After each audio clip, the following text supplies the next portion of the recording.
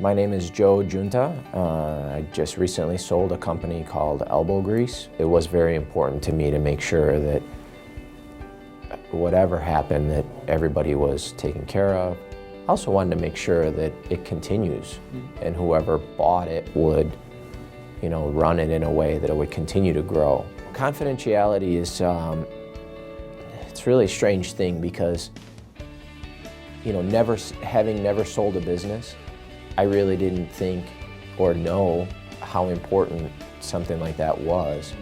And luckily, Dominic advised me on, we're going to market the business, but only certain aspects are going to be shown. And then after we have a qualified buyer, then we'll give them a little bit more information. And I really didn't think about the potential hazards that were out there. He worked great with my accountant, he worked great with the woman who runs my office. So I really didn't have to do a whole lot. I cannot imagine selling a business by myself. I would just think it's so much smarter to go to somebody who's done this a lot of times.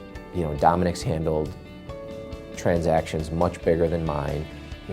I think my business was rather small. I always felt like Dominic treated me the same as if he was selling a company 4 or 5 times the size of my company.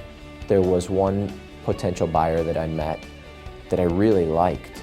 I liked his energy, I liked his experience, and I mentioned to Dominic, I said, I would actually like to work with that guy. Even though what I was suggesting would have been more work for him, maybe less money. We went down that road, we talked. When we determined that that wasn't a good fit for us, and we started looking at the actual offers to buy the whole business, he gave me suggestions of, I think we go back to them with counters, and he was right. Because initially, the gentleman who bought my business was not above asking price. And he was able to get him above asking price with a very solid offer. I don't know that I could have gotten the value that I did without their help. And I certainly don't think I could have navigated the process without their help.